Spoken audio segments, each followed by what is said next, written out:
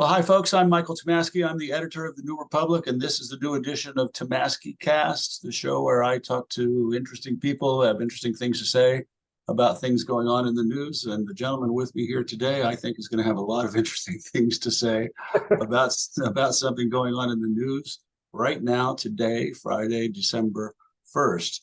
Robert Zimmerman of Long Island, New York, is a Democrat. Was the candidate for Congress in the 3rd Congressional District of New York. If this is all starting to sound familiar to you, there's a reason for that. The man who represents the 3rd District of New York for a few more hours is George Santos, who narrowly defeated Bob in last fall's election. Bob, thanks for joining me. It's good to be with you. You know, it's always nice to be known for having something interesting to say. I never quite envisioned any nexus to George Santos would make my life interesting. That's a reality and maybe a responsibility too. There's much more interesting about Bob Zimmerman than just that, folks. I assure you, I've known this man for a long time. But on this day of days, hey, sure. Let's start with this. What are your emotions? How are you feeling as you watch what happened today? You know, that's a really good question, and I've been thinking that through. My emotions. The initial emotion is a sense of relief. Yeah. At least we can begin to turn the corner and not just see him brought to justice and held accountable, but to see, most importantly, my congressional district, where I've lived since I was 9 years old, and school, built my business, to see my congressional district get back its voice in our democracy and have a congressional office that really is serving our neighbors, our constituents.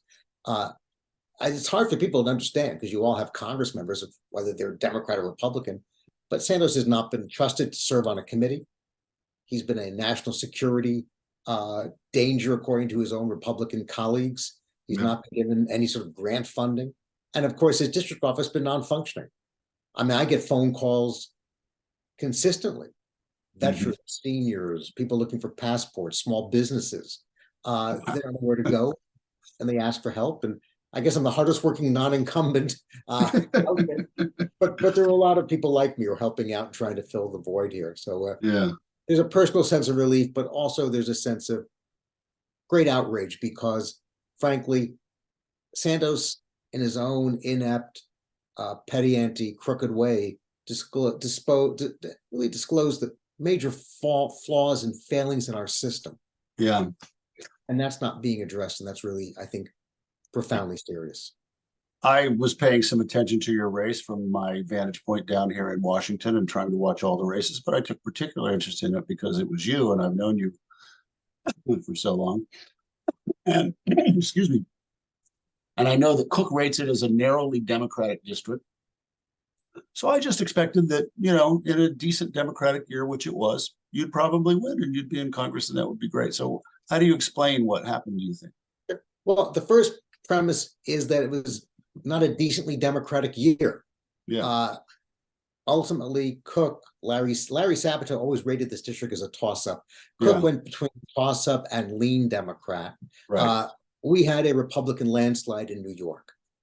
Outside of New York City, we lost 5 congressional districts, mine being amongst the 5, lost many state legislative races. As Nancy Pelosi said, we had an issue of crime in New York, and it was not addressed by the governor or by effectively at all. And that was defining, that was Pelosi's interpretation. The local Republicans said the same thing. Times they've ever agreed with her that the crime crisis in our state was not addressed. And that was a driving factor. So you think the crime crisis was real? You don't think it was like a New York Post manufactured thing? My belief is you've got to be where the voters are.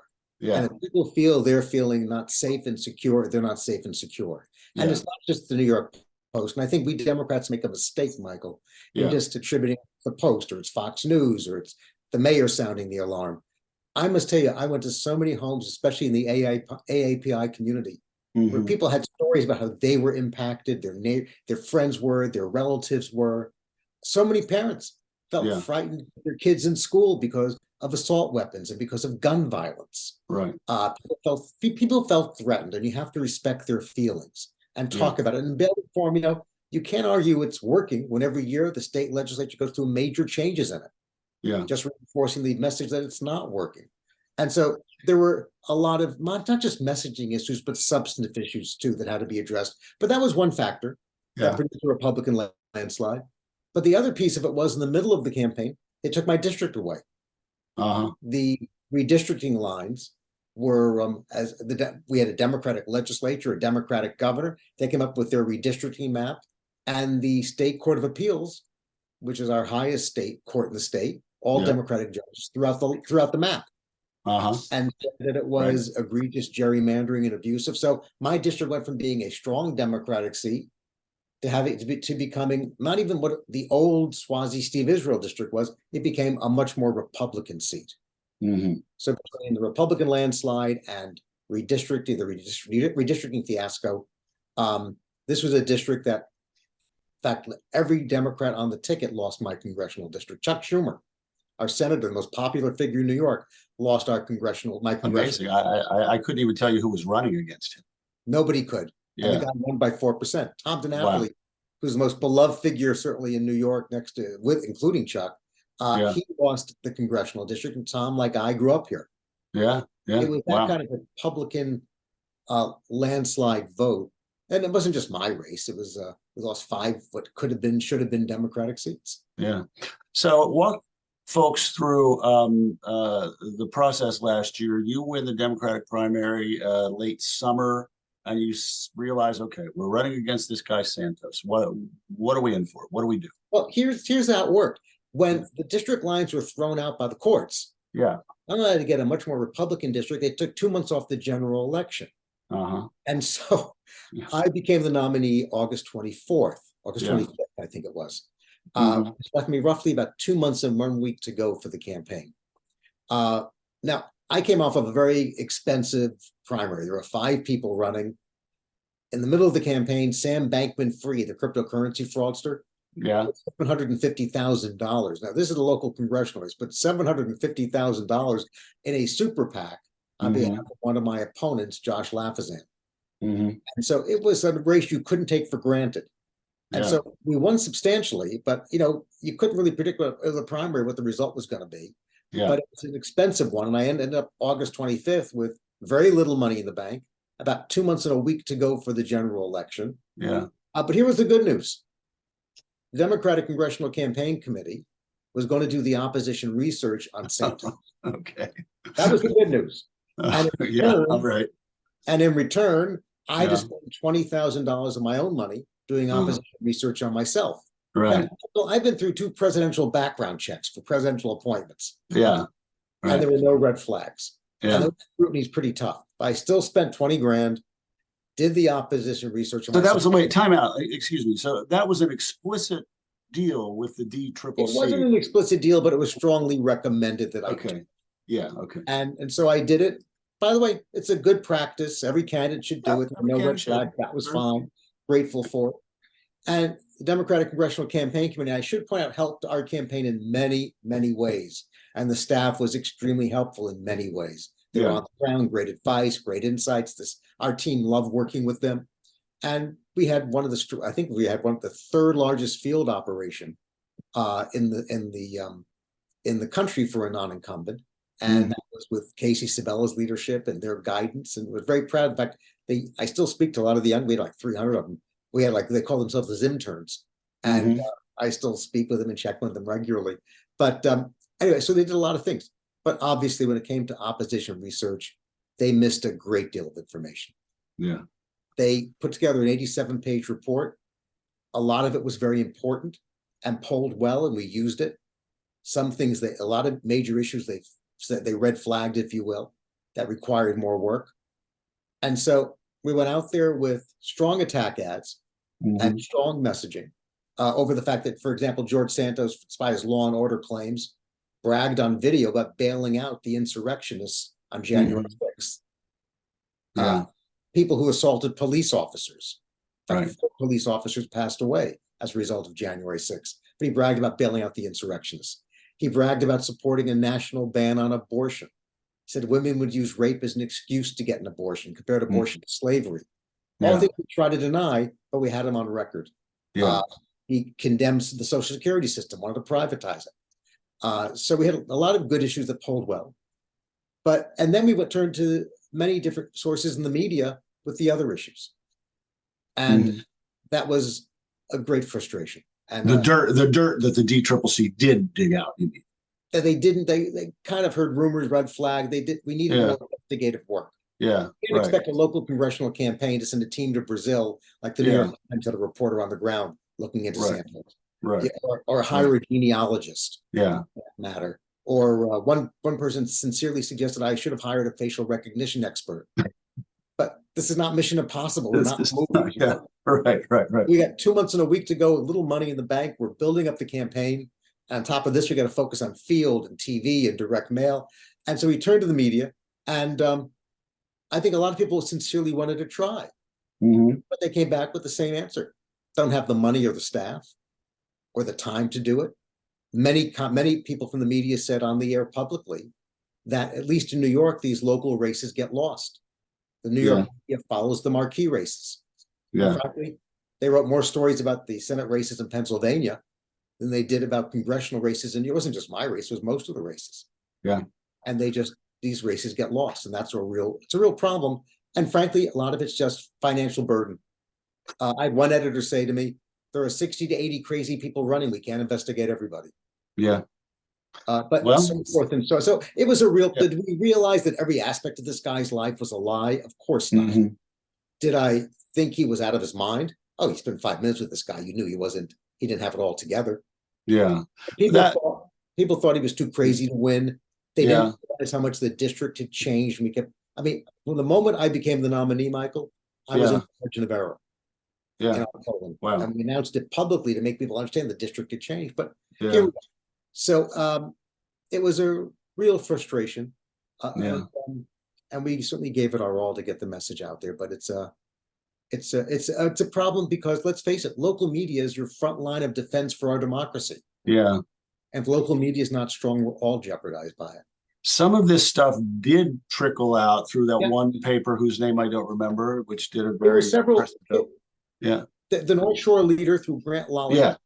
Right. Blank Slate Media, Steve Blank, Mark Chazano, and a few others at Newsday try to write a few things. And whenever we had a story, we blasted it out to 80,000 people on text, and we delivered thousands of doors and kept getting it out and kept getting those stories to go to other members of the media, pushing them for it.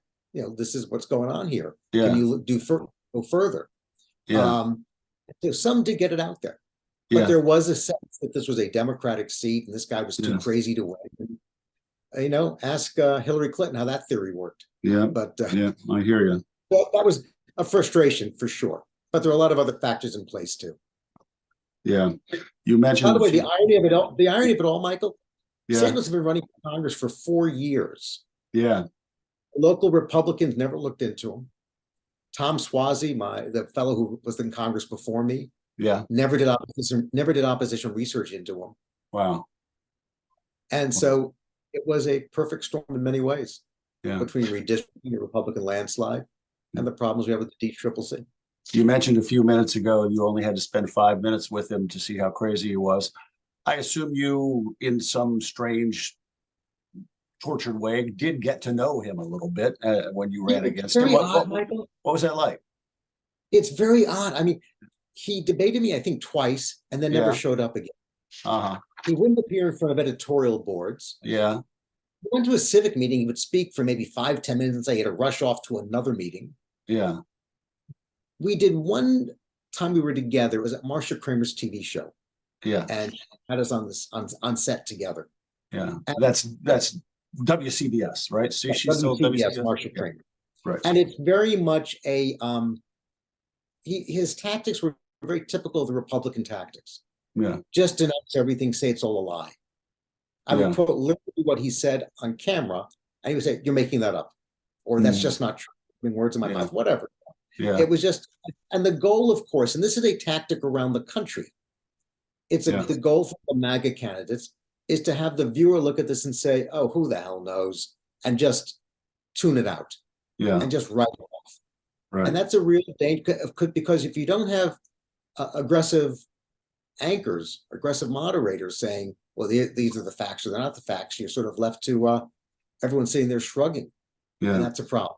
But anyway, so we're on the set, and during the break, and Marcia was great, and she's an aggressive, tough reporter. She's just she's terrific. She's a legend, and just amazing figure in journalism. Yeah. So anyway, so during the break, and I hardly know him, looks around the set and says, I've been here before. I said, well, that's nice. And he said to me, yeah, I know Bethany. Mm-hmm. And I said, who's Bethany? I thought that was someone who worked there or something. Yeah. He said, well, she's the Real Housewives of New York. Uh-huh. I said to him, well, that's nice. Yeah. And I didn't know. It just was the oddest thing. And then he was telling me about this estate he owns in Oyster Bay on Tiffany Road, as he put it. Yeah. And he was going to sell it because it was just too much of a burden to maintain. Yeah. And I said, well, I'm sorry to hear that. And that was it. And then, of course, we looked it up. He didn't own any home on Tiffany Road and didn't own any estate in Westbury. It was just ranting. So you just knew the guy was nuts. Yeah. Yeah. So on election morning, did you feel confident? I must tell you, I didn't ever feel confident as the nominee. As I mentioned before, our first poll had me within the margin of error. Yeah. The polls had us either 3 points up, 2 points down in that window. Yeah. We saw as Hochul's numbers went down more and more. I think she got 43% in our district. Wow. The entire Democratic ticket lost our congressional district. And that was typical of the Republican landslide around the state. Yeah. We knew we were in trouble. And the worst part was the media kept describing us as being a Democratic seat. So it sort of made it more frustrating. And then we saw the numbers, the turnout numbers. And our situation was not unique.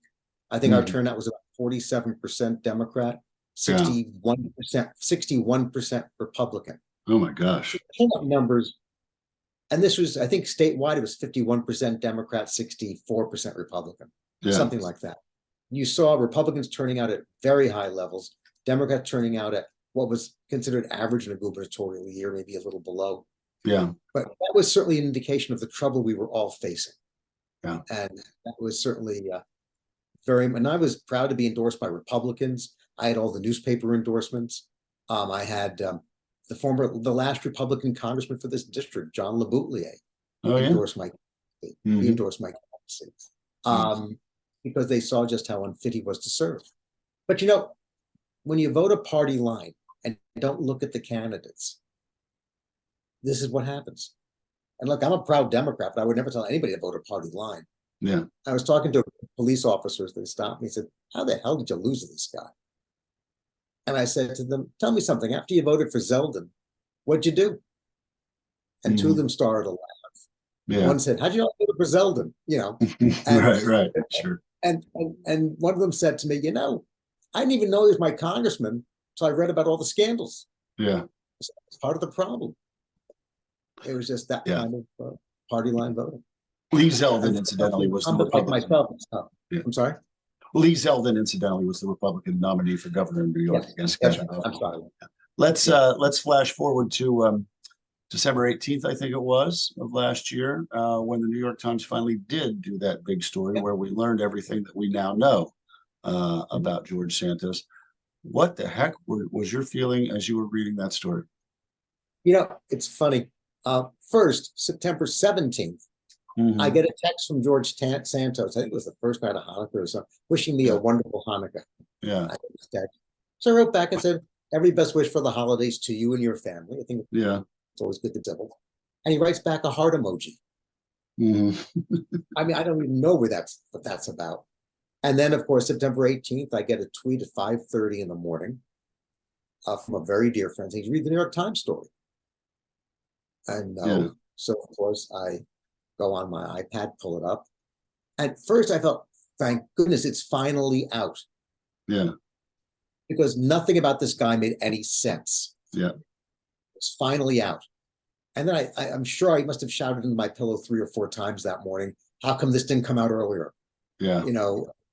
Whatever. And honestly, I have to tell you, I'm not a journalist. They write the story when they're done. I mean, I have an agenda when I say that. They've got to work when they feel they've got the story done. Yeah. But obviously, it just brought home a lot of, on the one hand, I felt, of course, anger. Yeah. I felt a lot of pain for all of our supporters. I don't know how much of this would have made a difference at the end of the day, because it got the national attention because he was a congressman elect. Yeah. I don't know if it would have overcome the Republican landslide and the changing nature of the district, because how much attention would it have gotten? I don't know. It got all this attention because he was now a congressman. But boy, I wish, obviously, we wanted that story out there. And I'll tell you the truth. Look, losing was a body blow. Losing, getting knocked to the mat is not easy. Yeah, but sure. I got off the mat. I'm proud of that. I got back on my feet and I was out literally the next, I think it was the 19th, at a rally to expel George Santos. I gave a speech saying, if that's even your real name, let's have a rematch. Right. But more importantly, I started working with other groups, organizing a bipartisan coalition to get him expelled from Congress and see him removed. I started, holding press conferences, working on petition drives. That was my therapy. Yeah. That plus I must have gone through 5 pints of Haagen-Dazs. Believe me, I'm not proud, but I did. But but better than 5 pints of Jim Beam, I guess.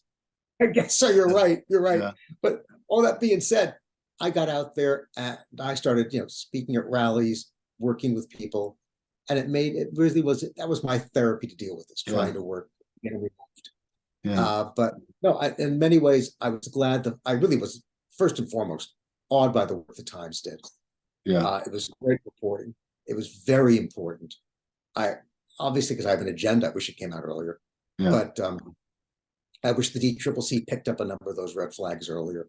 Yeah. But that being said, that was the reality I was dealt. And I wasn't going to sit at home. So I went out there and worked hard to try to change the climate, change the situation. And so today, there's a result here. Yeah. So what happens now with the district and with you? Well, first and foremost, as I'm sure your audience knows, today is the day that Santos was expelled from Congress. Right. It's so important to know that this is not, that what came out in the ethics report was not something they discovered last week. They've had this information for months. Right. The fact that the Republicans were basically accomplices to his crimes by protecting him and keeping him in Congress should never be forgotten. He should have been removed so much quicker, so much faster. It was really a travesty that he was kept there for the most crass and base political reasons, just to protect Kevin McCarthy's speakership. I think one of the reasons it moved now, ultimately, is that the new speaker doesn't need his vote to stay as speaker. Yeah. Even though he voted to keep him in Congress, it meant the vote was overwhelming to expel him. It was. And I think it was important in terms of the statement it was making. But the real issue to me is this is not a day for celebration. It's a day for reflection on how we move forward. Yeah. And I think that's really something to talk about. Holding the Republicans accountable for not removing him earlier. There's no excuse for it. They knew what the crimes were. They knew the facts, but they kept it locked up for a lot of political reasons. But it really was, Michael, the public pressure on members of Congress that kept this going, kept this alive. If it wasn't the public pressure, they would have kept him there for 2 years. What the hell did they care? Right, sure. So the public pressure kept first and foremost. That's very important. Tell people the process now in terms of, does the governor make an appointment? When's there a special? And then tell people your plans and intentions. Okay. The way it works realistically is when the day of vacancy occurs, which is today, governor has up until 10 days to call for a special election. Okay. The nominees we won't have primaries. I won my nomination at a primary. Yeah. I never would have been chosen by the party establishment alone. That primary was very important. For a gay man to break through, that was very important to have a primary process to do it. Sure. The party establishment, some were with me, some were not. But that was very critical. In this process here, there's a primary. So it's really the party organizations of Queens and Nassau that make the decision. Yeah. Essentially, Jay Jacobs, the state chair and the county chair of Nassau County. Governor Hochul, I'm sure, will weigh in. Reportedly, she has been. Greg Meeks, who's the Queens chair and a member of Congress, and Hakeem Jeffries, the Democratic leader. Right. All have been extraordinarily supportive of me in the past. All are people I regard as friends and respect immensely. Yeah. And they really help. I must tell you, they all help promote my candidacy, and I'm grateful to all of them. Yeah. They're really very helpful that way. That being said, they ultimately will make the decision. It'll be ratified by the party organization. The two most prominent names being mentioned are Tom Suozzi and myself. Yeah. And they will make their decision, and we'll see where it goes from there. I care deeply about public service. I, of course, always been a dream of mine since I was an intern on Capitol Hill to be in Congress. Mm-hmm. But if it's the decision to support Tom Suozzi, I'm certainly going to respect that and help him win, because we have to be united. It's about winning the majority. This is so much bigger than me, Michael. I mean, really, it's funny. It's just like how things evolve in your thought process. There's much more at stake there. And for me, it's about, winning the majority, seeing Hakeem Jeffries as speaker, and what that means for the country and for our district. So whatever it is, I hope they win the special. Yeah. So you sound like, if it is Suozzi, you're kind of probably not running in 2024 in a primary. Well, if he wins the special, if he wins the special, then of course I'm going to support him. We're talking about trying to protect the majority in a swing district. Right. And I think, as much as I may have my own philosophy and agenda, it's not bigger than I don't want to undermine winning a Democratic seat, because this majority can be determined by 5 or 6 seats. Yeah. And I can tell you what a primary cost me when I ran. Cost me a lot of money, a lot of time. There are a lot of attack ads against me. It undermines you for the general election. And I don't want to see that happen if Tom becomes elected. I think, it's about building the majority. And there are a lot of there are a lot of great candidates who reflect my values around the country I can support strongly. Yeah, sure. But it's really, that to me is my priority right now, winning the Democratic majority. So we'll see how events unfold. Yeah. Last question. What is the moral of the George Santos story? I think, and I really think about that a lot. And it's really very important to me. I think the moral for the George Santos story are twofold. One, on a strictly governmental level, and then there's a very personal moral level to it. On a governmental level, we could have this happen again and again. George Santos proved, because not that he's a master criminal, he's a petty anti-hood. He proved that you can just say anything you want in your campaign finance reports, on your financial disclosure forms, write anything you want. There's no oversight, there's no enforcement, there's no auditing. And so he made up loans that didn't exist. He wrote down straw donors. He put down information that we all knew was false, but there was no mechanism to nail him on it. If you raised a question with the FEC, they would write him a letter, and he'd ignore it for 2 years, So even the FEC staff says there has to be more staff and more oversight and more auditing. And I think that's auditing purpose. I think it's very important. But on a personal level, the George Santos story to me is about what happens when there's a complete lack of public engagement on every level. When the media determines, they describe a district as a Democratic district without looking at what's really taking place. And they've acknowledged, I'm not criticizing the media, the amazing issues they've raised. Yeah. When they only cover the marquee races, don't look at the local races. I think that's one issue. When the public votes a party line and doesn't look at the candidates. There used to be a time, Michael, you remember this, there were candidates forums every weekend. God forbid you missed a debate, you'd be publicly exiled for it. Yeah, that's right. Today, there's no accountability if you skip debates, if you don't go in front of editorial boards. No one raises the obvious questions. Why are you not there? So I think there's an urgency for more public engagement in our political process and more public accountability in our political process. And it's, by the way, I'm not excusing the role of the Democratic Democratic Congressional Campaign Committee at all. I'm not excusing, I'm certainly far from perfect as a candidate. I know we gave it our all, and the limited time we had, we gave it everything. But I'm just saying to you, when the public's not engaged and they're not participating, they're not looking at the candidates, that's how people like George Santos get elected. Yeah. That's how people slip through.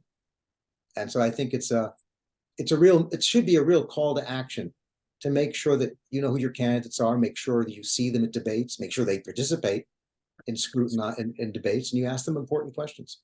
Our democracy is only as strong as the public engagement of our political processes. So that's an important issue to me. Well, folks, very few people in politics, which I've been covering for many, many years, have been hit with quite the perfect storm that Robert Zimmerman was in the fall of 2022. And we're still standing, Michael, you and I. Yeah, we are. But I'm here to tell you that this man would have been a terrific member of Congress, and Thank you. who knows, maybe someday, but he'll find other ways to serve, I'm sure. Bob, I really appreciate your time. Proud to be with you always. Thank you, Michael. And go have some Haagen-Dazs tonight. I think I will after today.